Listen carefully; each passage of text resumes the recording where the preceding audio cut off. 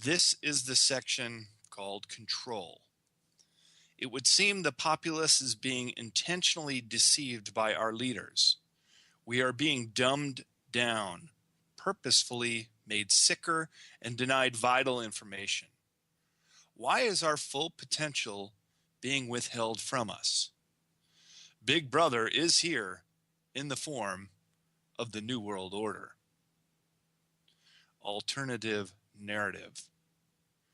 Quote, "You never change things by fighting the existing reality. To change something, build a new model that makes the existing model obsolete." Buckminster Fuller. The situation we are facing in the world today has been created by clever design, and it has become what we perceive to be reality. This first chapter of the Control section summarizes the strategies and content of this clever design, also known as the Big Lie, and set forth in great detail in the companion book, Future Esoteric. It's important to become aware of the specific ways the populace has been dumbed down, purposefully made sicker, and denied vital information. This is dizzying and disturbing information. Equally disturbing are the alternatives 1, 2, and 3 proposed by the perpetrators of the Big Lie. But we need not retreat into despair and victimization. There is another alternative.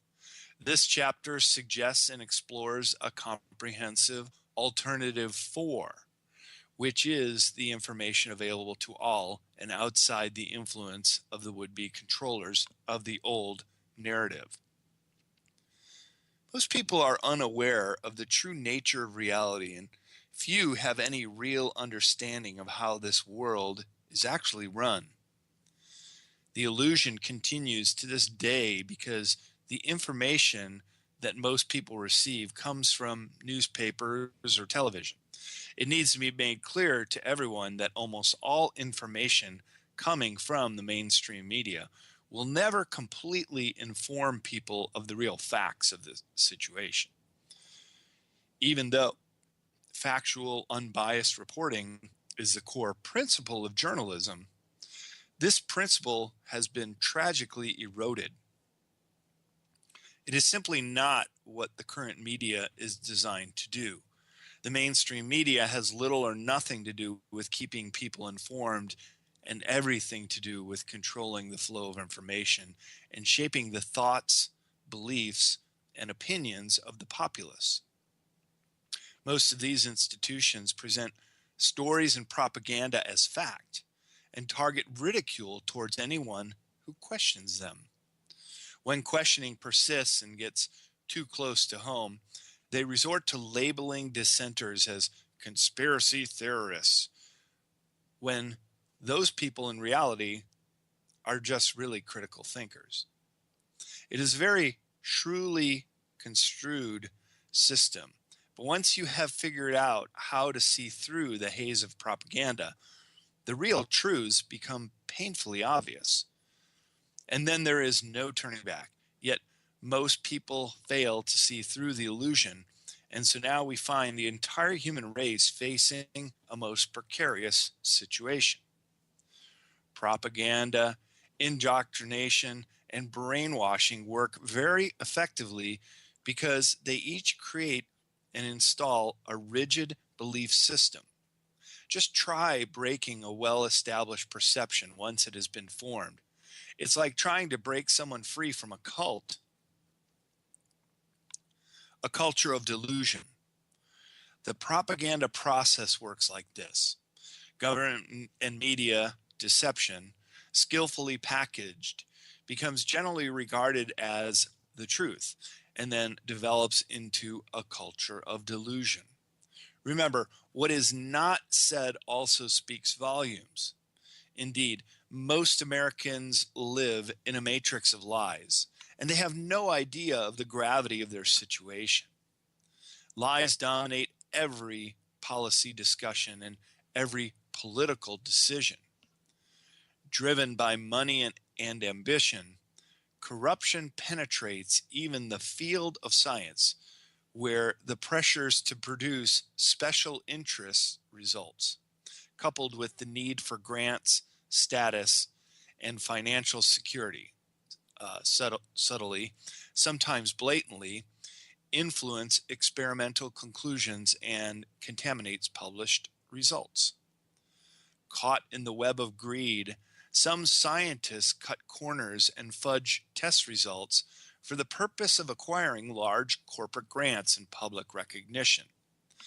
The definition of science fraud is when a deliberate act is perpetrated by one or more scientists to knowingly pass faulty, incomplete, or misleading data to peers or the public, including forgery, fabricated data, falsified results, plagiarism, and piracy. In order to succeed in the system, scientists, like politicians, have to spend a good portion of their time and energy chasing money. Just one recent example among many is the disclosure by one of its researchers that the widely prescribed and popular blood pressure drug Lipitor was found in their own series of experiments to cause diabetes in some segments of the population. This finding was not reported, and the drug was declared safe by the FDA. Lipitor is still consumed daily by millions of Americans. Politics, especially, is a hotbed of disinformation and outright lies. Ever since the Warren Commission concluded that a lone gunman assassinated President John F. Kennedy, the people who have doubted that finding have been widely dismissed as conspiracy theorists.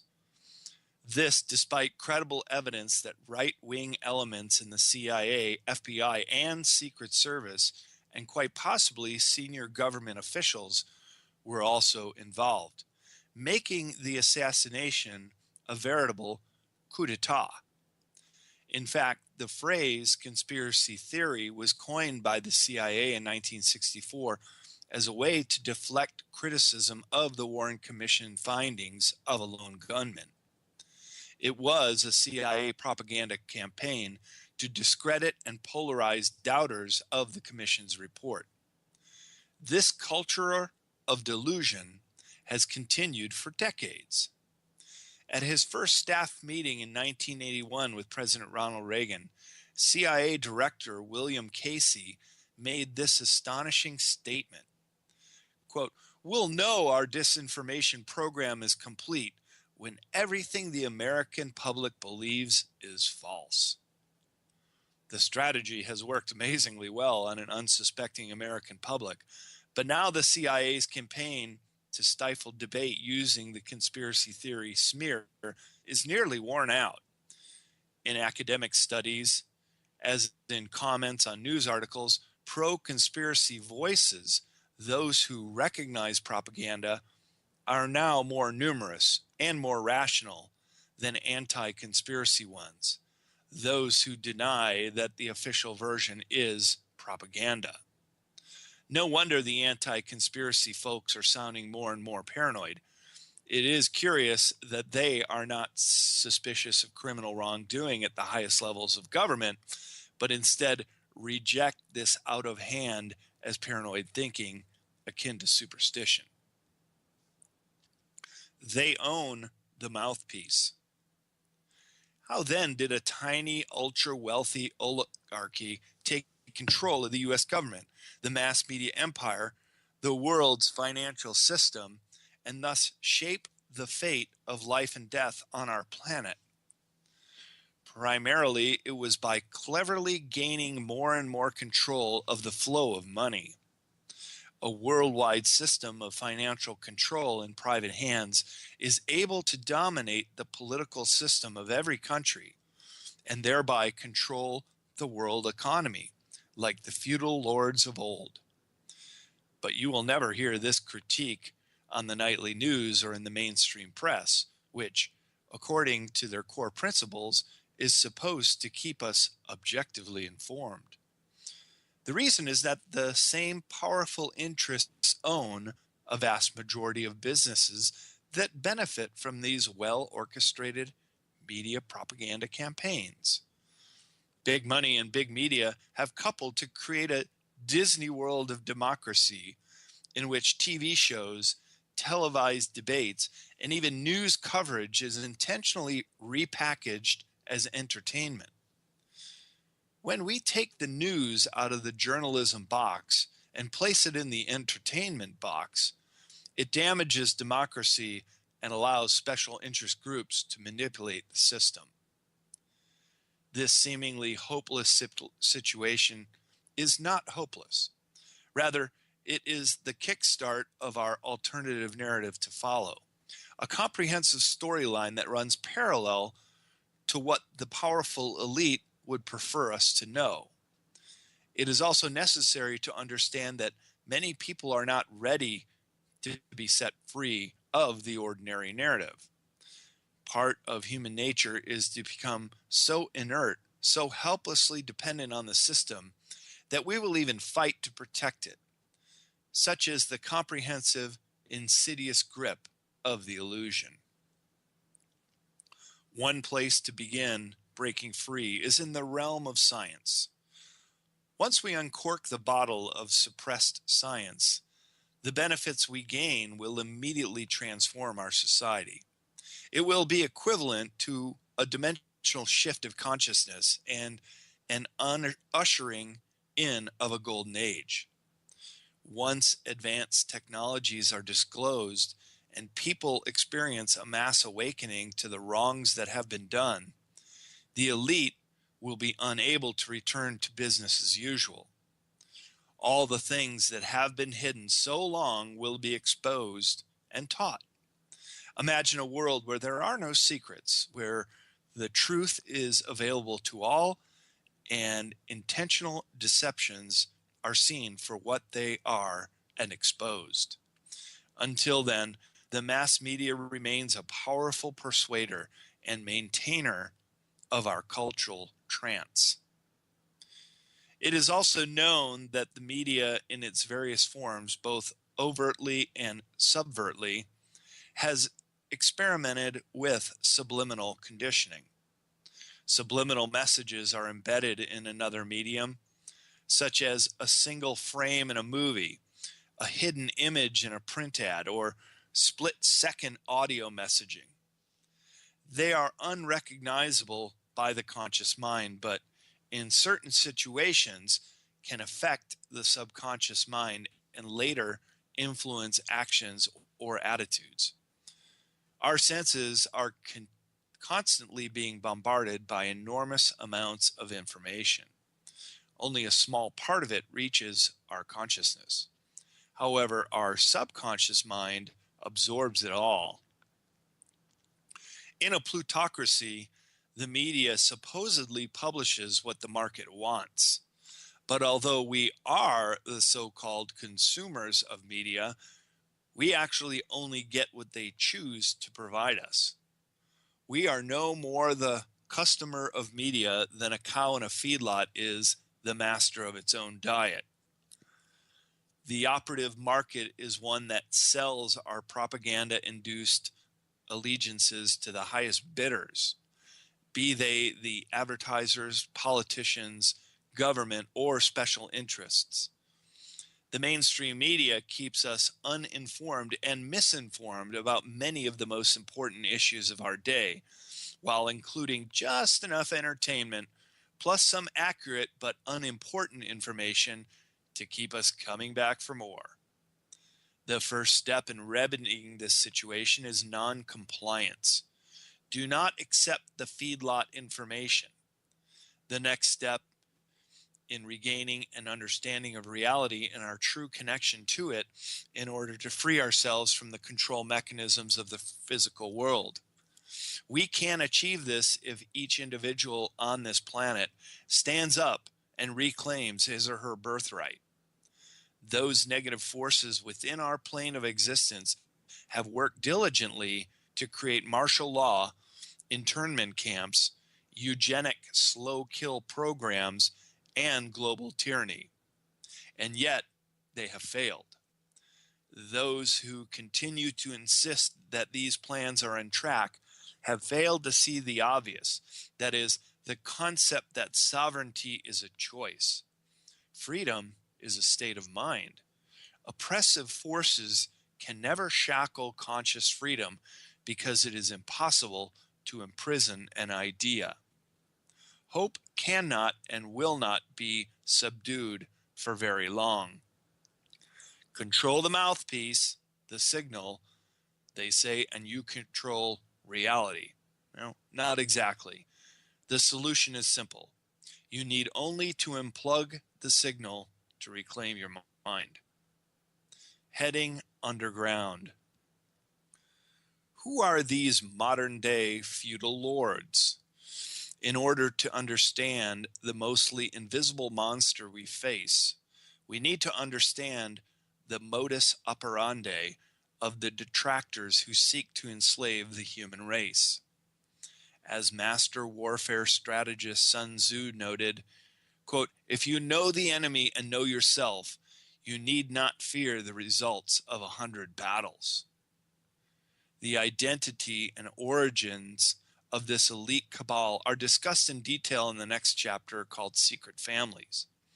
However, researcher Michael Lindemann's findings, reported in a lecture he gave in San Diego in 1991, provides a snapshot. Here's his quote. "There is indeed another government operating, and that government operates primarily behind the scenes.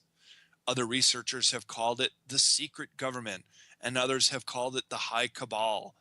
And it is a group of people, a very elite group of non-elected, self-appointed people who guide the evolution of policy from behind the scene.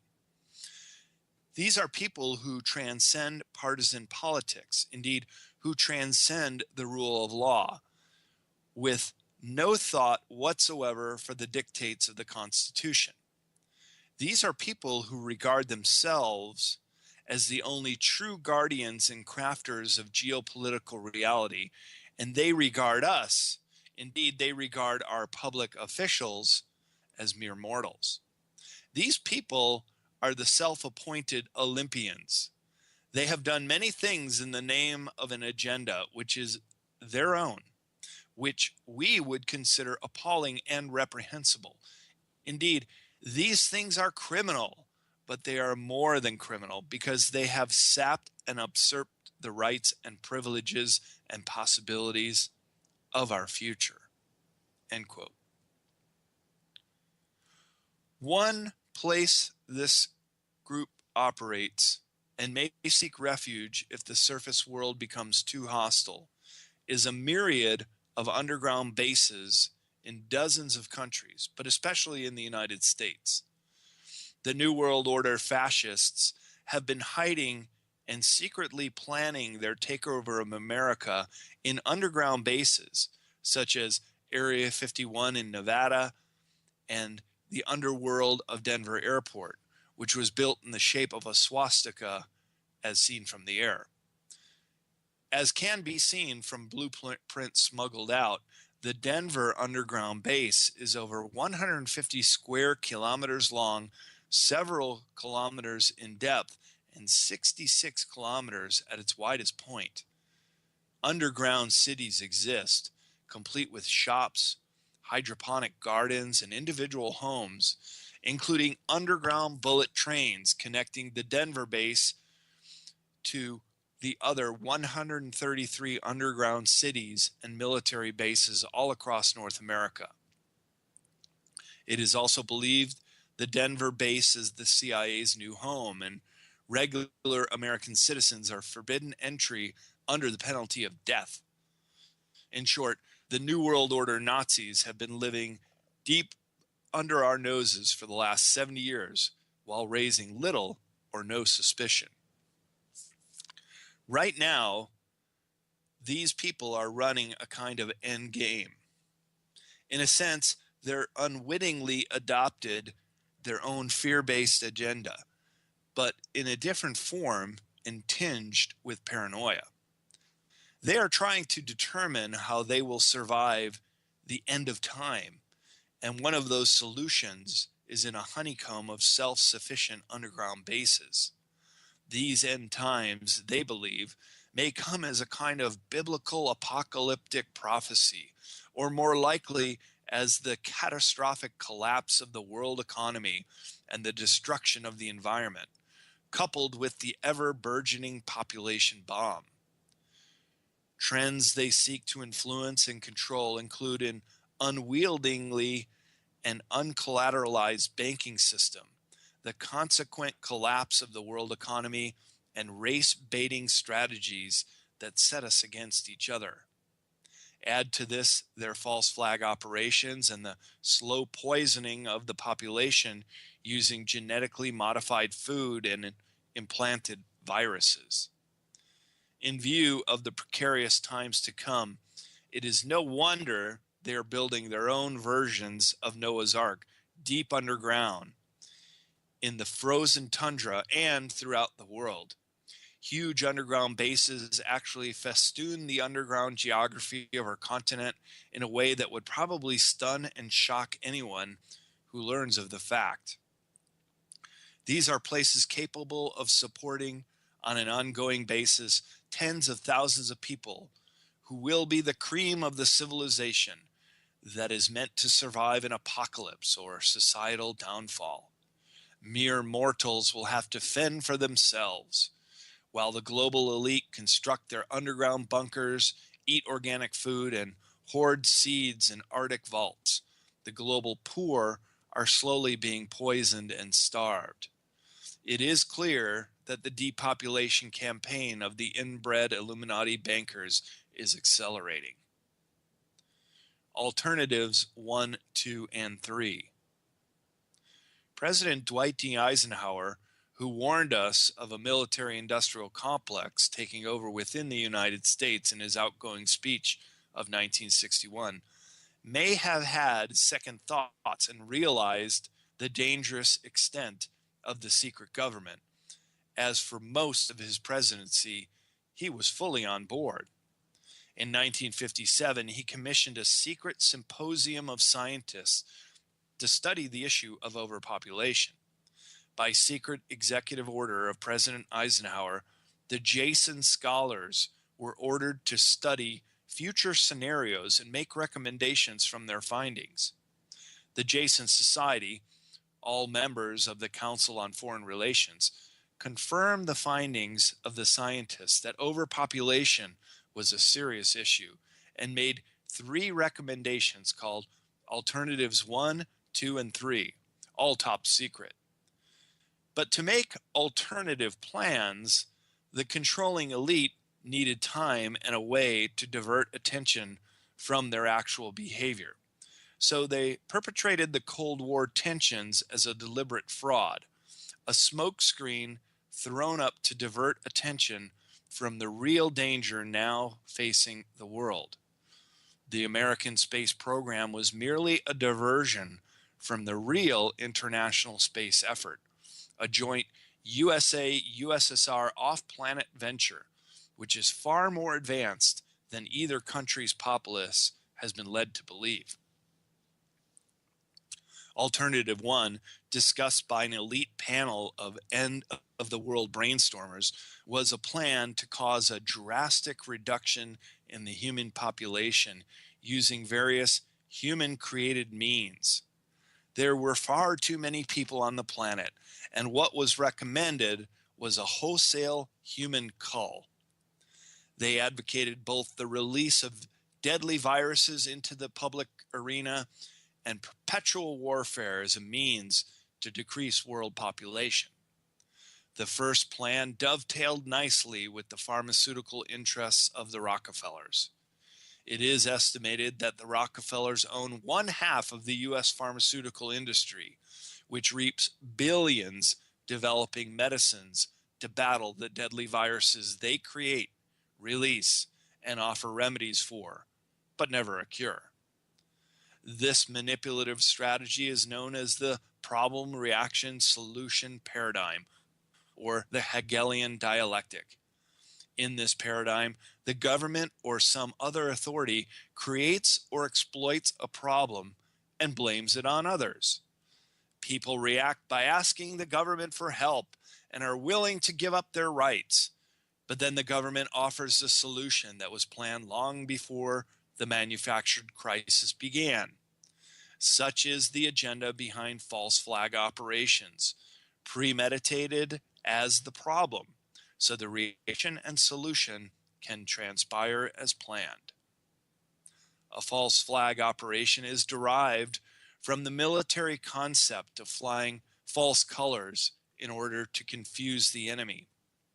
False flags are when governments and other organizations covertly plan and carry out disasters set up in such a way as to logically blame others for the atrocities in order to mobilize public outrage in support of military intervention and make us compliant in the greater erosion of personal privacy and freedom.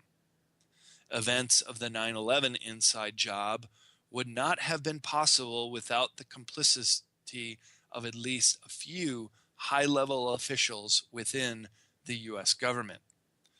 For those interested in the proof that 9/11 was an inside job, a masterful false flag operation, the smoking gun is the free fall collapse of the 47-story building WTC 7, which was clearly brought down by a controlled demolition and not by nearby debris or office fires, as was reported.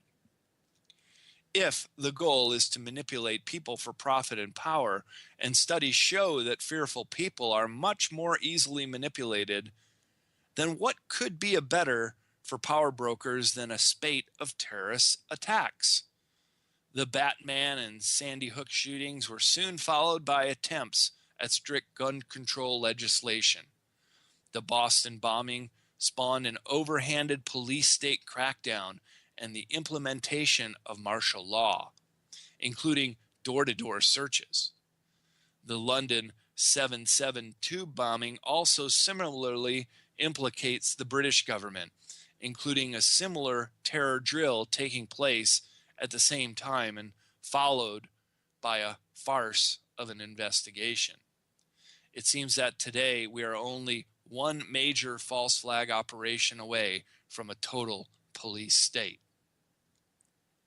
Limited nuclear war as part of Alternative 1 was ultimately rejected as being impractical and hazardous, especially using a series of nuclear explosions to punch holes in the envelope of high atmosphere carbon dioxide and release it into outer space. The Pentagon realized through their various war game scenarios that if they started an all-out World War III, 90% of humanity would die, including most of them and most life on Earth. This was not practical. More practical was releasing deadly human viruses upon select population targets. Alternative 2 involved moving the elite of humankind to live in underground cities. This called for the construction of a vast network of secret underground bases called Deep Underground Military Bases and Structures, or DUMBs, where the government leaders and a small cross-section of the general public employed as service workers would go into hiding until the world was again safe above ground. The underground bunker approach was simple enough.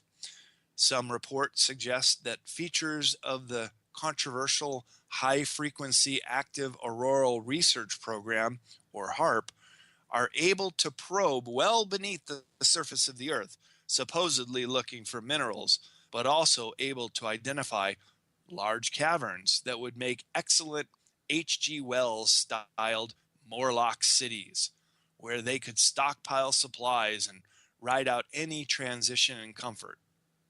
Ultimately, this too was rejected as impractical and undesirable, although over 130 DUMBs have been constructed in the USA and are ready to be inhabited. Most are large enough for 80,000 people, with supplies on hand for 30 years or longer of survival. Alternative 3 involved transporting the world's intellectual, financial, and governmental elite off the Earth completely, using the moon base Luna as a way station in the colonization, and then relocating them to Mars. Alternative 3 was still the best bet, as they could leave the dregs of society behind and start their new utopia without us mutant humans running around. They were thinking the moon was an empty rock with no atmosphere, so Mars offered the best option. They would eventually terraform Mars and make it more Earth-like every year. In this third option, construction was to begin on the Moon and Mars bases called Adam and Eve. Then they would ultimately settle on the Red Planet as a long-term survival colony. In Alternative 3, the elite would have an escape route planned while the rest of the world's population would be allowed to die. Fast forward to today. The technology to accomplish this has advanced by decades. The bases are already built and staffed, and the only step left is final departure orders. In 1977, a popular science television program in the UK aired an episode called Alternative 3, based on a select few lucky people escaping Earth to fortify city on Mars. After the broadcast aired, a flood of callers and written inquiries began requesting more information from the television station, thinking it was all true. It wasn't really long before conspiracy researchers began to postulate that the Alternative 3 option really had become operational, along with elements of Alternatives 1 and 2. Several books on the subject soon emerged to claim that the general premise of the 1977 broadcast were really in fact true. An inhabited Mars colony, of course, would be the Alternative 3 reality. The plan is to exterminate billions. Aspects of Alternative 1 have been in operation for decades.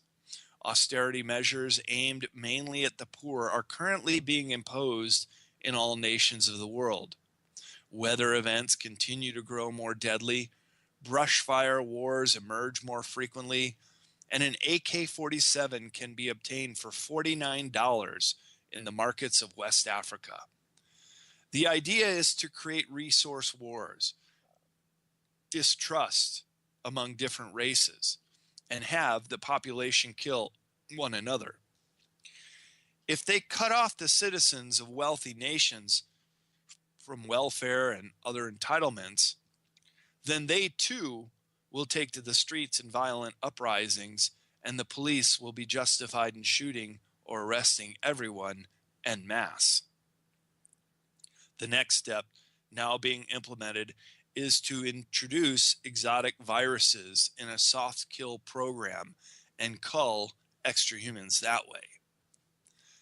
The intellectual force behind the introduction of AIDS was the Bilderberger Group, which became fixated on population control after World War II.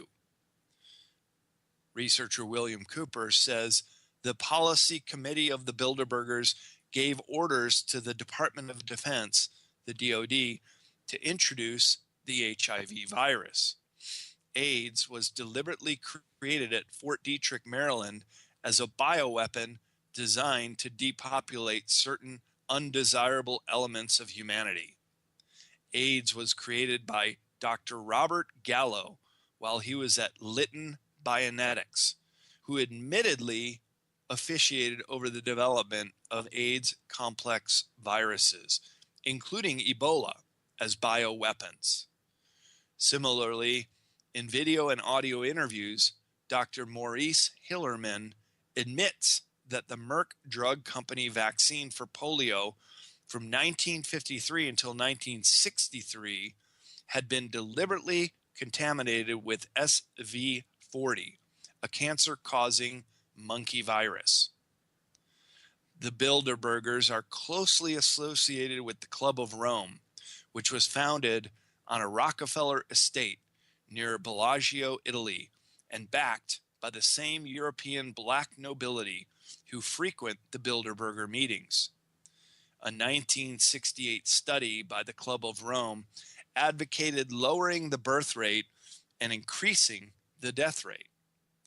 Club founder Dr. Aurelio Pecci made a top secret recommendation to introduce a microbe that would attack the autoimmune system, and then developed a vaccine as a prophylactic for the general global elite.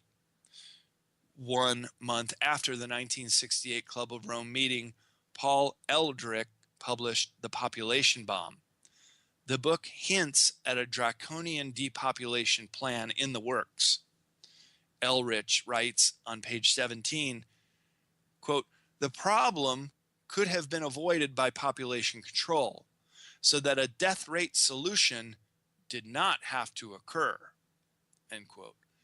Furthermore, it appears that when they made this decision, the elite were on the verge of possessing the technology to solve the overpopulation, food shortages, and energy problems, even to the point of being able to transport excess populations to other planetary bodies if necessary. In 1969, the Senate Church Committee discovered that the U.S. Defense Department had requested a budget of tens of millions of taxpayer dollars for a program to speed development of new viruses which could target and destroy the human immune system. DoD officials testified before Congress that they planned to produce, quote, "a synthetic biological agent, an agent that does not naturally exist and for which no natural immunity could be acquired. Most important is that it might be refractory to the immunological and therapeutic processes upon which we depend to maintain our relative freedom from infectious disease," end quote. House Bill 5090 authorized the funds and the program.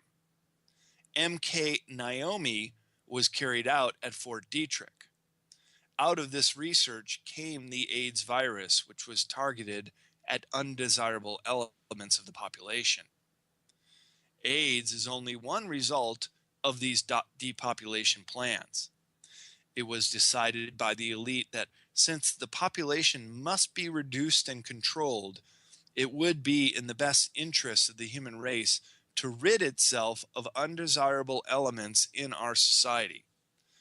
Specific targeted populations included blacks, Hispanics, and homosexuals.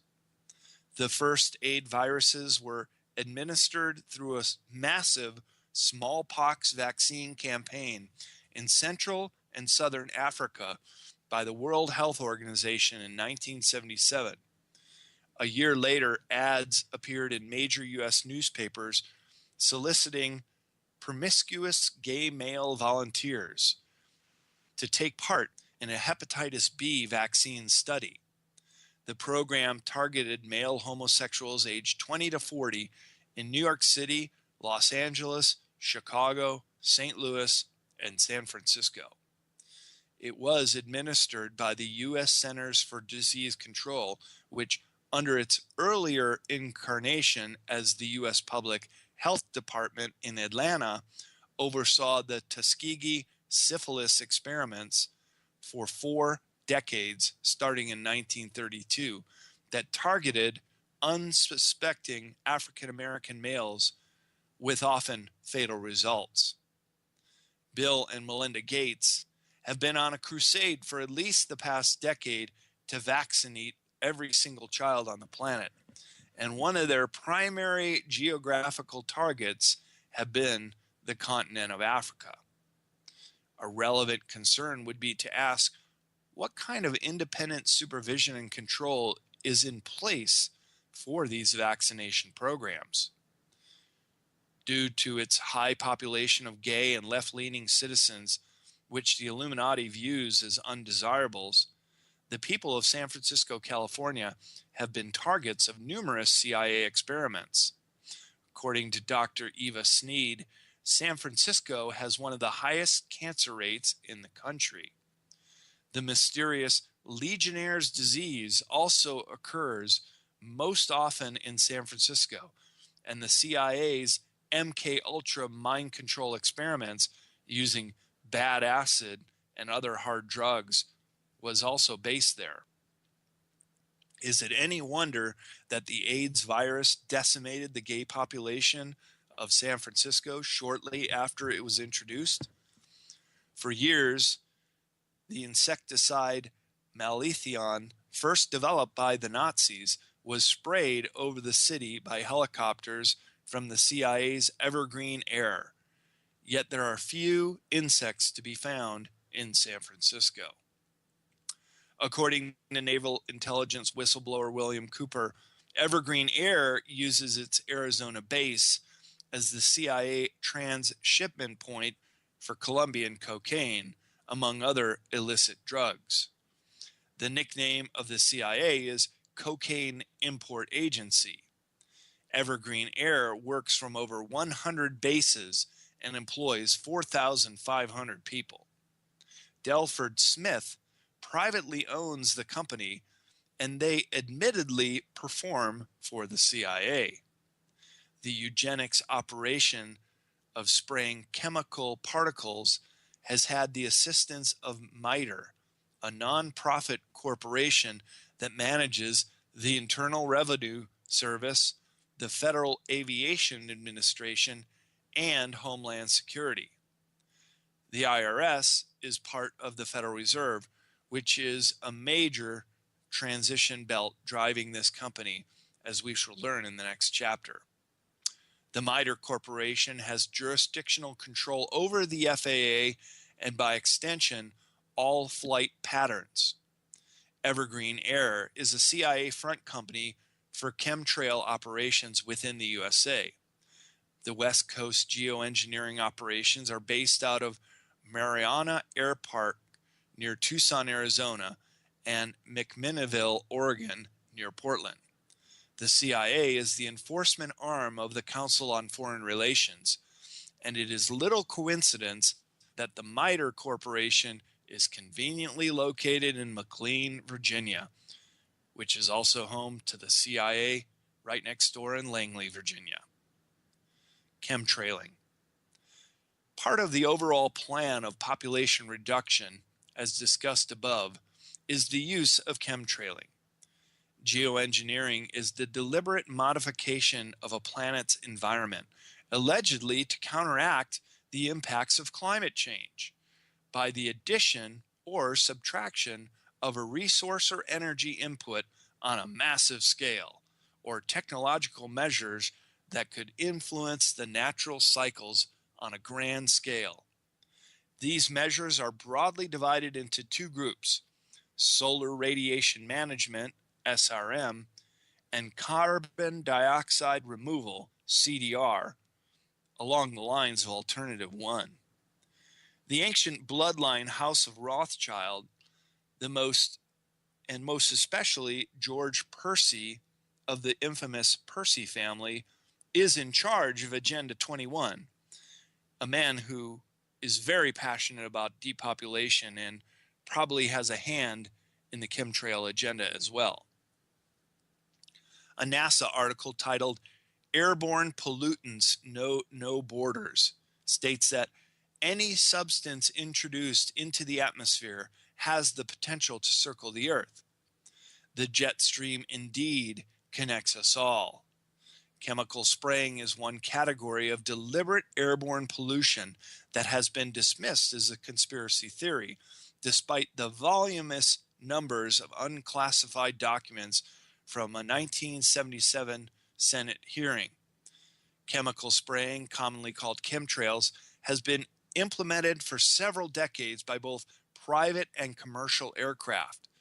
The June 2016 admission of stratospheric aerosol injection, SAI, by CIA Director John Brennan to the CFR makes the case irrefutable. Fallout from these chemical trails has been tested and shows very high levels of barium and aluminum, as well as Morgellons fibers.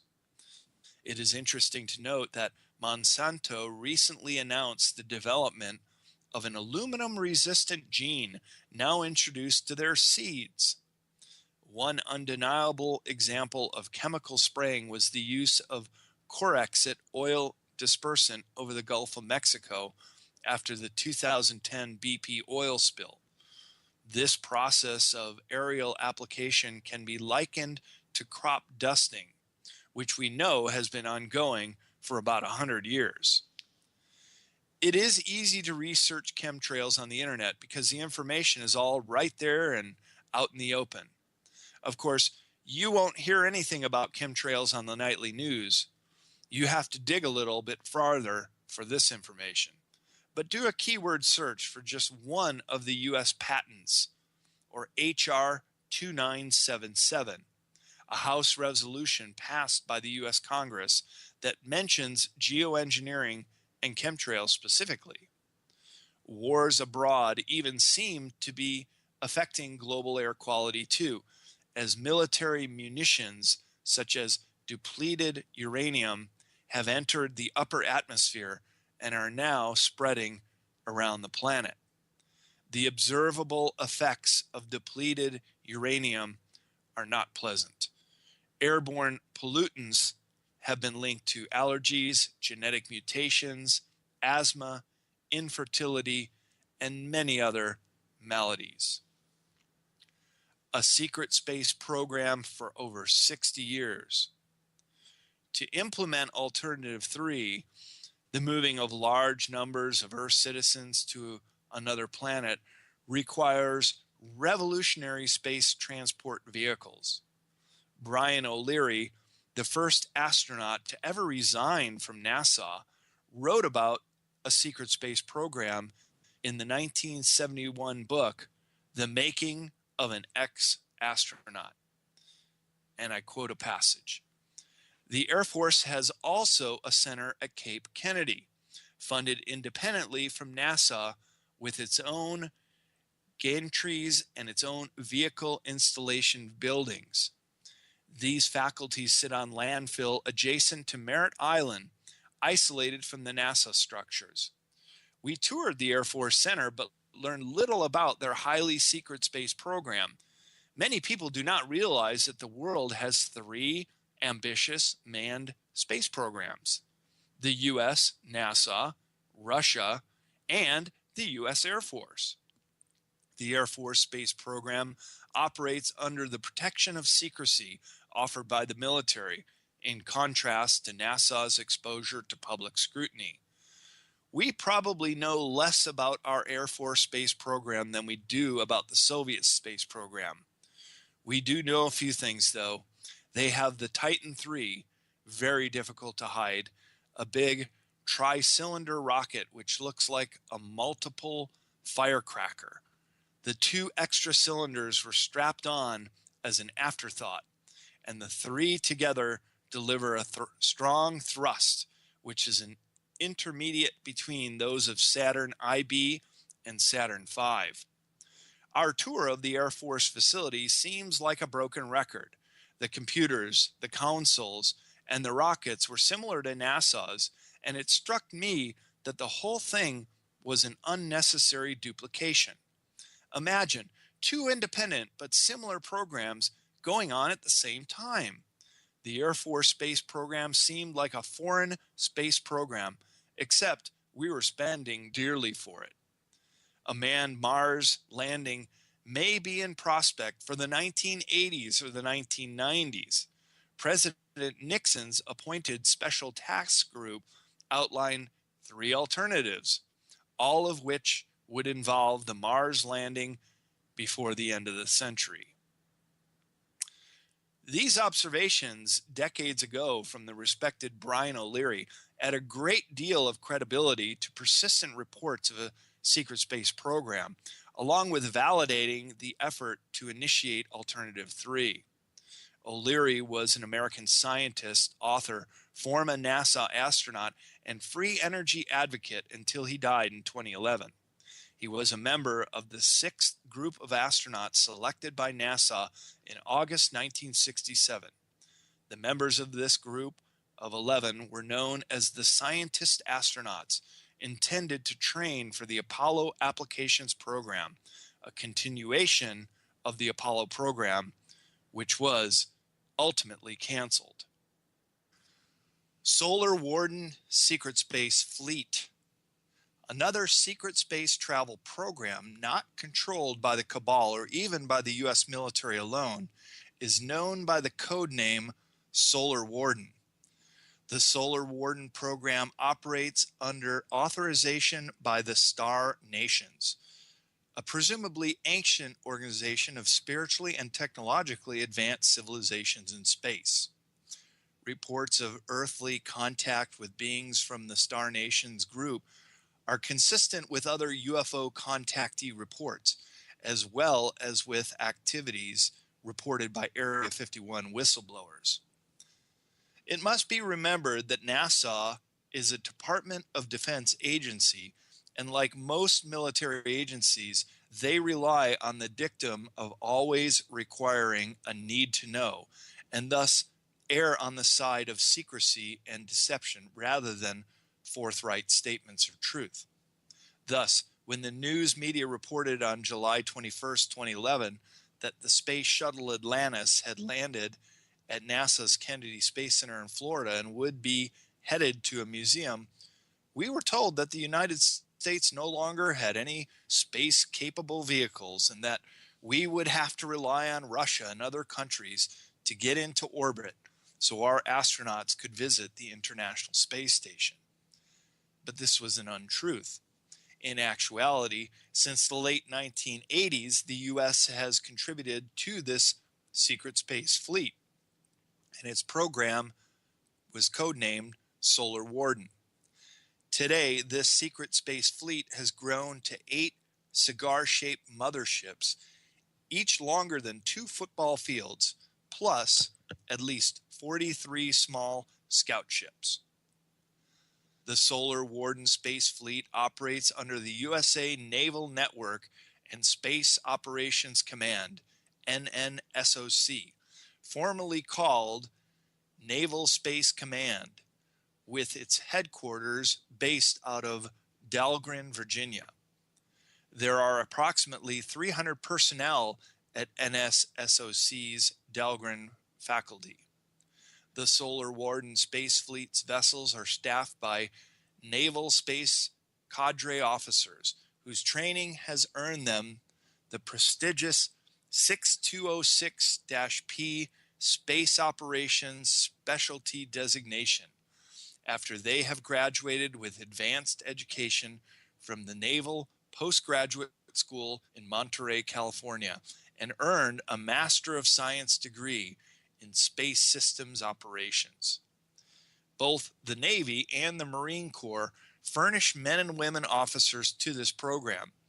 Most are recruited from the Navy's submarine operations because of the similar working conditions.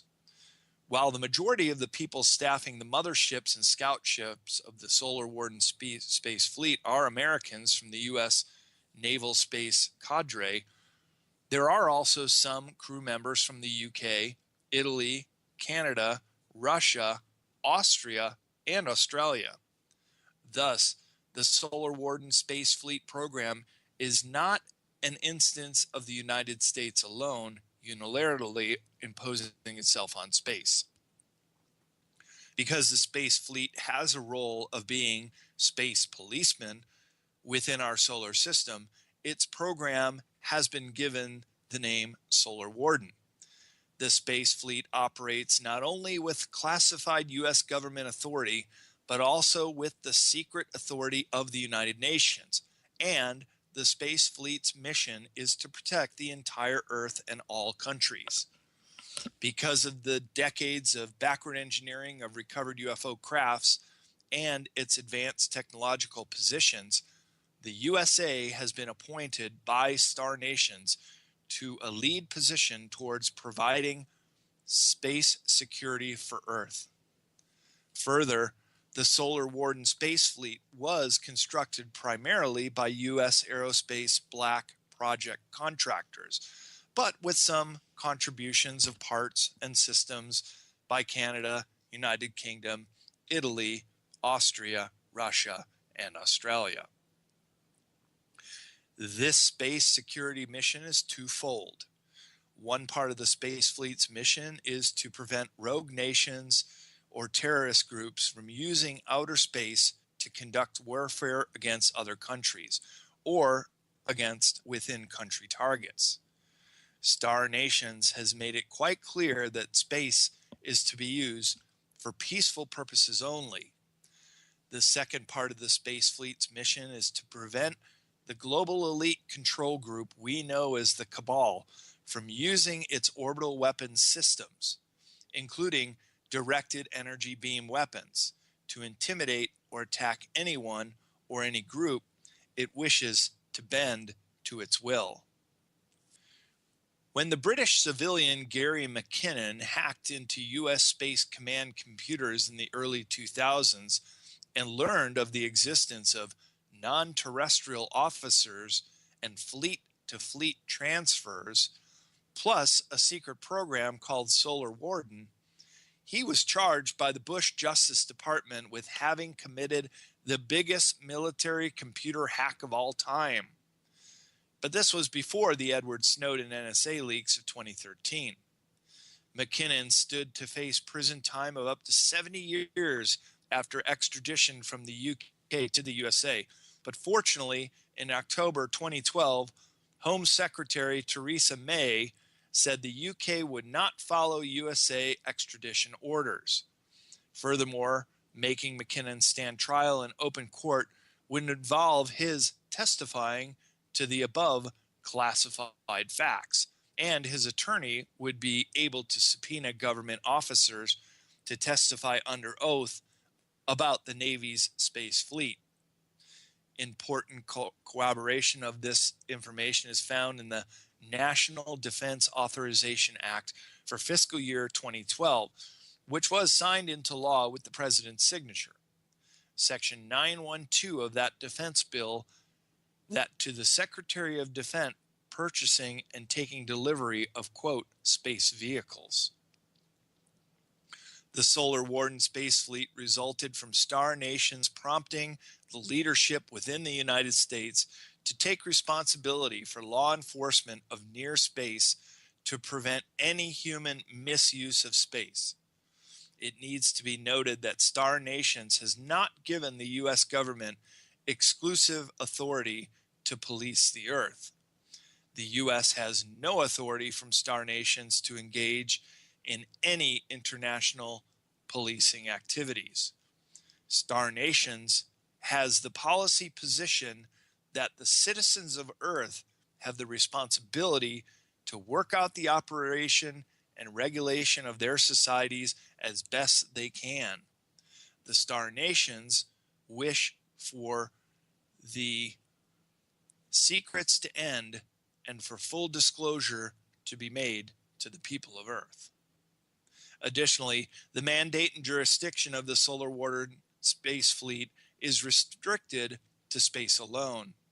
It does not have jurisdiction and does not meddle in human affairs on the ground, nor human activity occurring within Earth's atmosphere. Those are jurisdictions of the respective governments in each country and the airspace above their territories. Solar Warden space fleet's mandate is to keep space peaceful and free from misuse by Earth to conduct warlike or illegal activities in space, such as nuclear, intercontinental ballistic missile launches, or unilaterally confiscating the natural resources of another planet or moon. Solar Warden does not replace the responsibility of Earth governments to conduct their own law enforcement and policing on the ground or in the air over their countries. Agenda 21.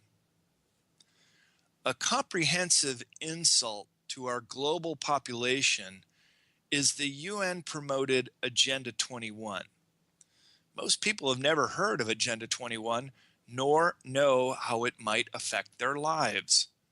The number 1 stands for the 21st century.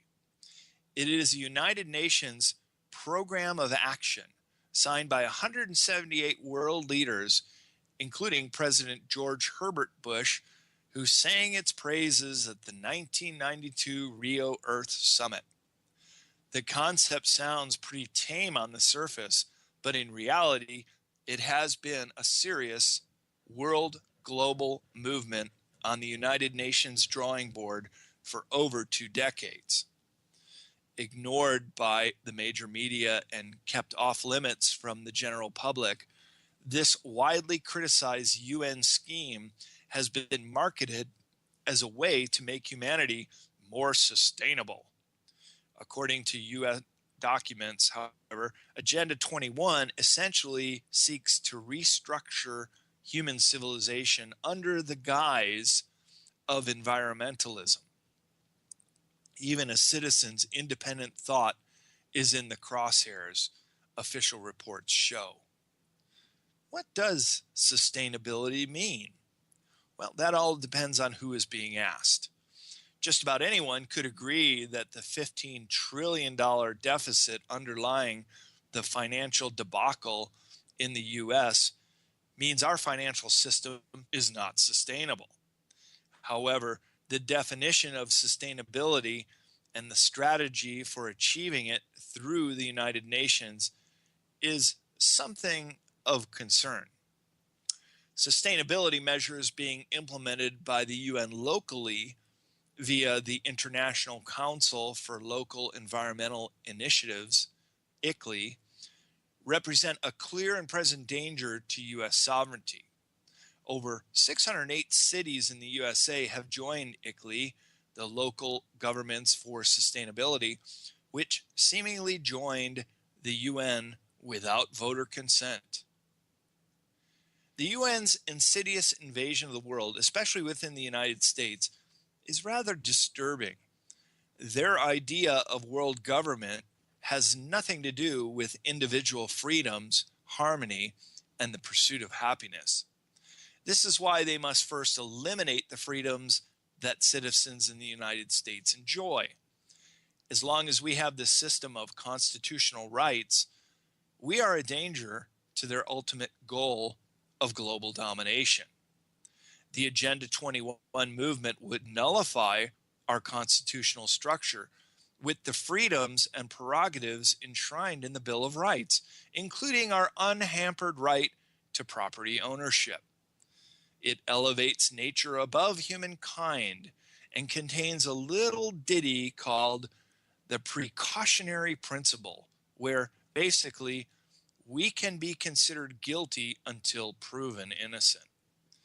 This tyranny masquerades behind the facade of sustainable development. Agenda 21 and its updated companion, Agenda 2030, also has a plan for human life itself by regulating and seeking to stabilize human birth rates. Every single point in both UN agendas are to be achieved through centralized government control and totalitarian mandates that resemble communism. It should not be forgotten that the United Nations was devised as a means for global control by the international bankers and global elites, was spearheaded by John D. Rockefeller, and financed through the Rockefeller Foundation. The plan was to consolidate control over the world's nations by a governing body that would put forth and sell the elite's interests to the rest of the world. Their counterparts, the IMF and World Bank, coerce nations to vote in favor of their objectives by using debt owed to these bodies as leverage. These economic hitmen can keep small countries in check by using financial coercion, by making smaller nations accept privatization of industries, and by influencing their votes to side with globalists on key issues at the UN.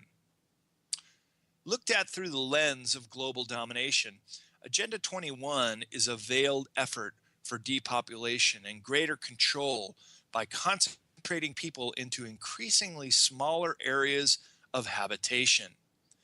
It is cloaked in deceit as an environmentally conscious program, but it is aimed at taking over all land, water, minerals, natural resources, and industry from the public.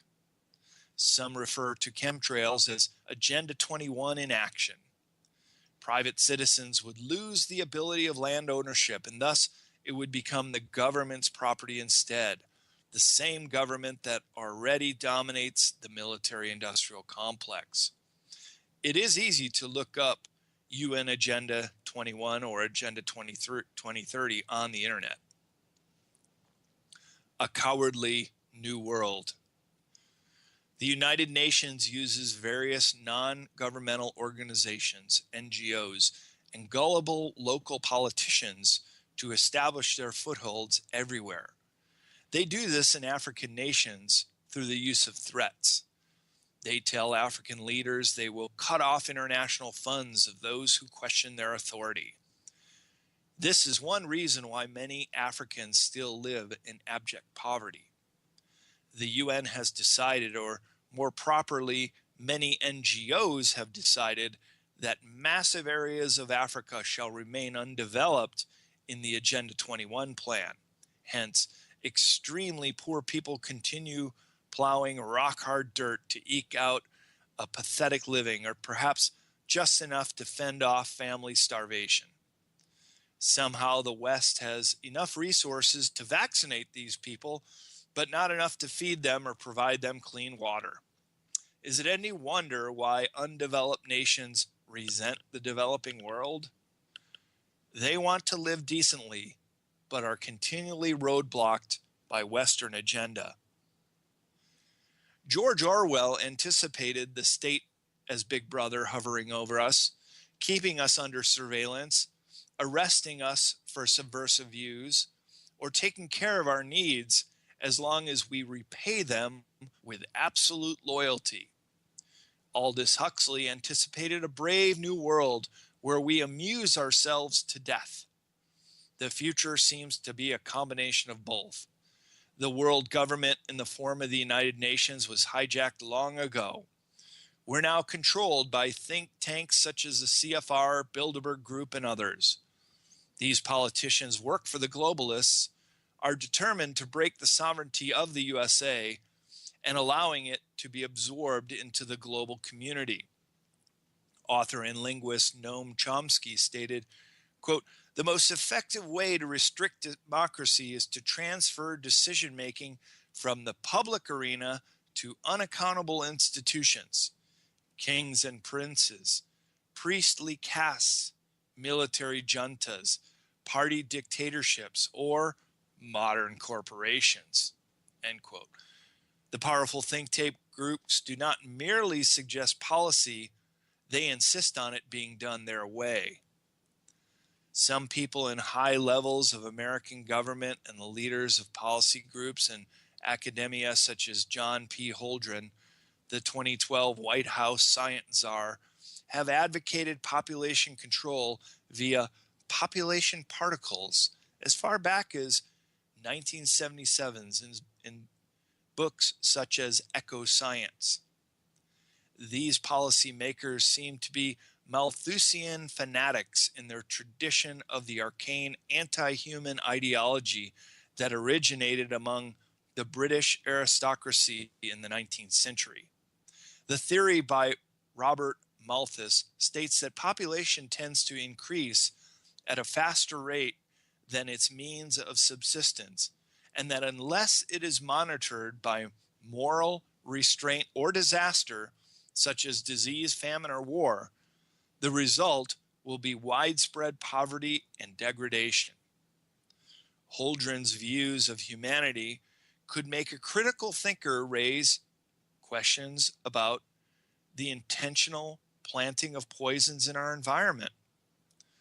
Holdren advocated the formulation of a planetary regime that would use a global police force to enforce totalitarian measures of population control, including forced abortions, mass sterilization programs conducted via the food and water supply, as well as mandatory bodily implants that would prevent couples from procreating.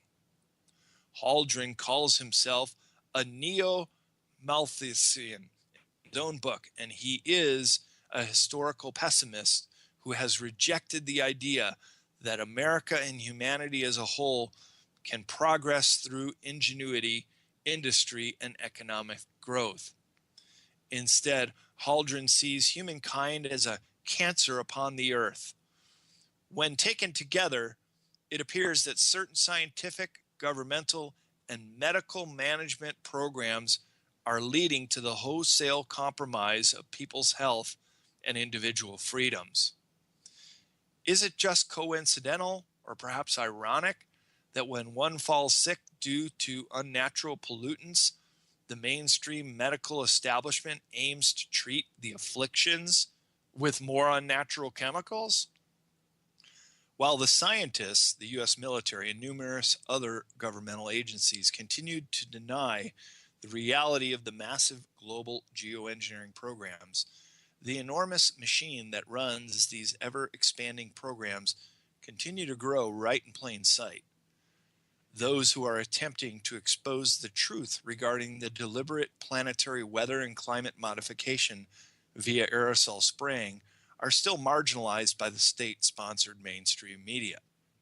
This is when the alternative narrative becomes chilling, because a dark truth is that we are all being subjected to a horrific global experiment, an experiment that is quite literally putting all life on Earth in the balance.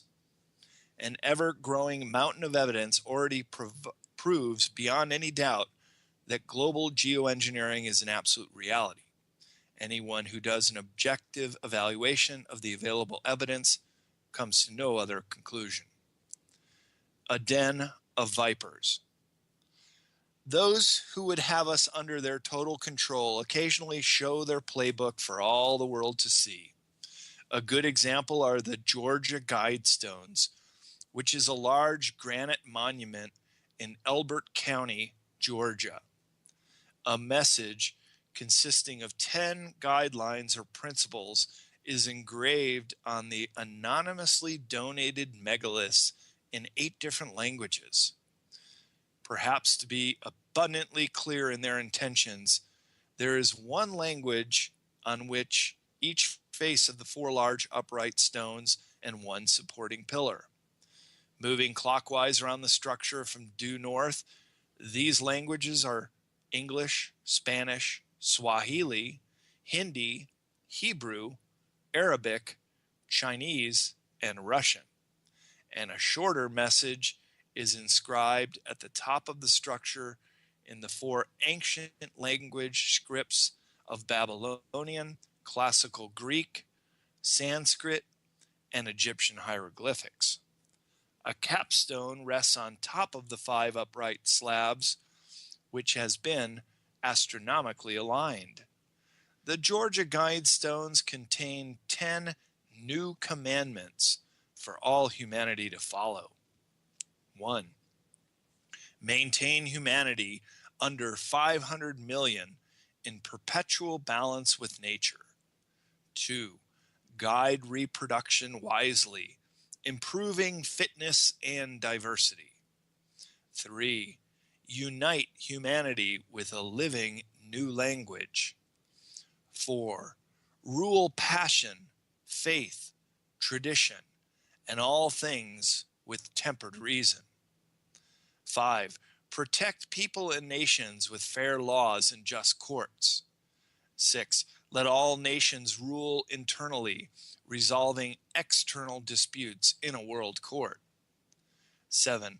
Avoid petty laws and useless officials. 8.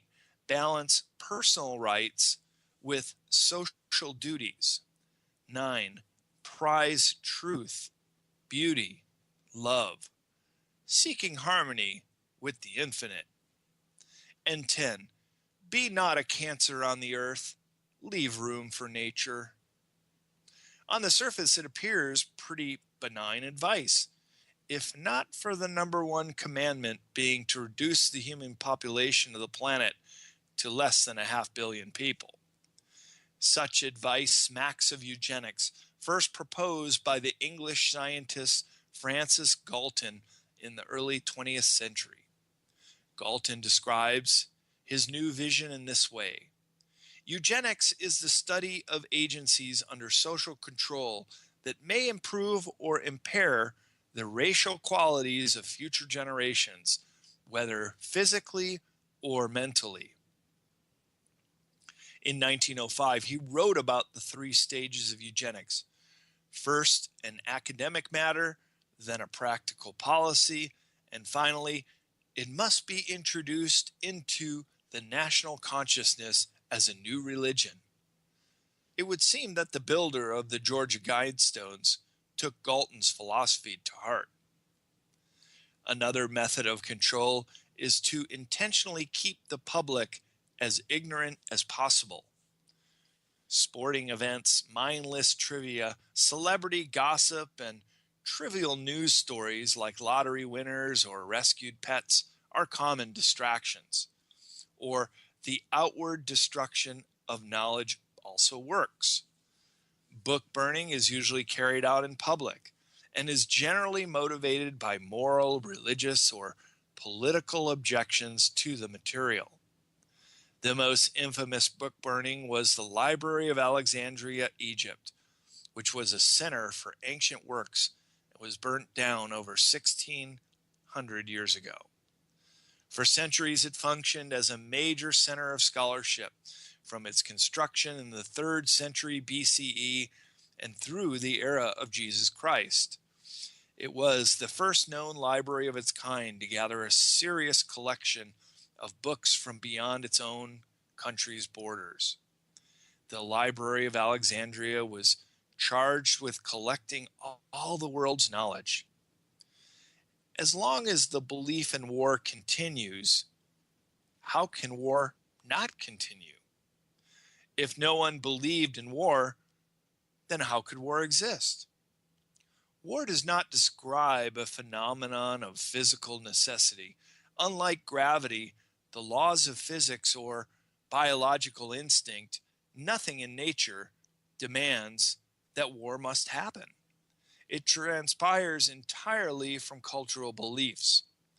Warfare erupts out of political and religious decisions, not from animal instinct. We have no born instinct to fight each other. Instead, we must teach each other to fight. And this requires a social structure based on beliefs that support such actions. Religious beliefs give us a contrived moral reason to engage in human slaughter. Politics gives us the economic means to follow it through. When you've got the capability of unlimited war mixed with unlimited belief in war, you will eventually get precisely what those beliefs demand. It has been said that money doesn't grow on trees, but the current printing of paper money belies that old aphorism. Privately owned central banks create money out of nothing and loan it out while requiring interest. All modern fiat currencies are literally debt-owned to these central banks. The economy is a casino where central banks control the game and the house always wins. President Andrew Jackson, the only one of our presidents whose administration totally abolished the national debt, condemned the international bankers as a den of vipers that he was determined to rout out from the fabric of American life. Jackson claimed that if the American people understood how these vipers operated on the American scene regarding the creation of money in the banking system, there would be a revolution before morning. Our collective daydream. It would appear as if our collective daydream of reality can actually define our collective future. Whoever controls the ability to shape perceptions can shape the course of civilization. Unfortunately, at present, there is only one main collective daydream of our future, one that paints the picture of a fearsome, war-torn world created by psychotic rulers who claim to be the legal but are unlawful owners of the people and the planet's resources. As we shall see, these rulers despise most of the Earth's population and ultimately think of us as parasites. This is why they poison our food, water, air, and force vaccines on us, all the while making us perpetually pay them an extortionist rate to wage their wars on each other and the environment. They know perfectly well there is no universal law of collective envisioning, and if the people are constantly struck in negative polarity, they will win. They will stop at nothing to prevent our collective daydream from envisioning a golden age for humanity, replete with free energy, abundance for all, and ultimately an end to the money system that keeps nearly every human in a state of subservience. Unfortunately, for now, their horrible daydream is prevailing, but only because they have manipulated us into helping them make it come true in a negative consensus reality. By instilling fear and inciting anger, by having complete control of finance and owning the mass media, they have a huge advantage. But people are now waking up and understanding there is an alternative narrative. We have a new dream to dream. When humans collectively focus on something, an event, for example, they create energy around that event, which then makes the event take on its own energy. This can work as a double-edged sword, either creating a positive or negative outcome. If negative, it can create a polarizing effect on the collective consciousness, making the people who believe the lie often the biggest defenders of the delusion. After all, it is fairly easy to sway an opinion, especially when you tell people what they like to hear. All you need is someone with credentials, bogus research supporting their opinion, and a delivery mechanism. Once a biased story goes on the newswire or the internet, it is out there, no matter how inaccurate or slanted it is, and it begins to take on a life of its own. Everyone needs to wake up from the grand illusion called consensus reality. Our money system is fraudulent. Our debt is not real. Our two-party system is a fraud. Our healthcare system is a sham. Our food is unhealthy. Our energy production is a farce. Pharmaceutical companies are bamboozlers. Our history is manufactured. Our government serves the corporations. Most of the information the mainstream media reports on is propaganda to serve someone else's agenda, like the people who own the media outlets. Once you realize the illusion, what you've been thought of as reality begins to look like a cheap set on some ridiculous B-movie set. But why is it like this? How is it that we have come to the point that what is written here is so painfully and almost ridiculously true? If everything listed in this book is fictitious, what then is real? Or is even there such a thing as a collective reality?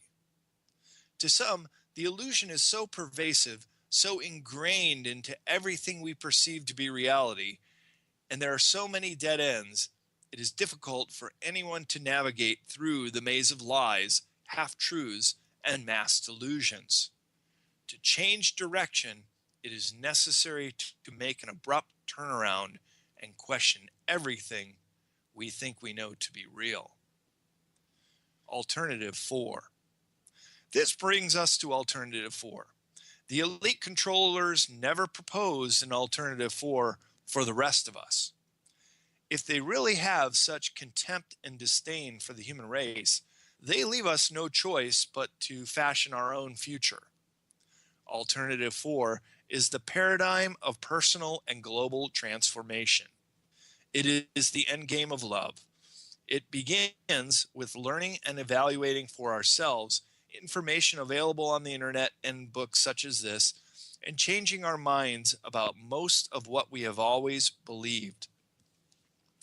Whether the elite do or don't scurry to their underground bunkers or escape off planet, there are those of us who want to save the earth. Alternative 4 envisions a vast public awakening first, followed by the creation of a new and sustainable civilization. By visualizing an alternative future or timeline for the earth and all its inhabitants, we take the first step towards directing our energy to a positive alternative for endgame. As few as 10% of all people on earth is all that's needed to create world peace, undermine the ruling elite, and manifest the reality of full cooperation among all people. This can be achieved by focusing our positive thoughts and actions to the end game called love. Along the lines of the 100th monkey effect, if enough of us want to make alternative 4 a reality and save the world, we actually can do so. And it begins with each of us affirming yes to this possibility.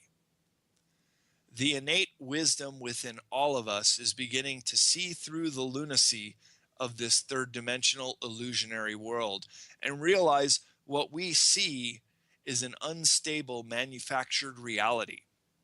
Our best hope is that humanity will awaken from the illusion and reconnect to our wisdom state through a loving consciousness.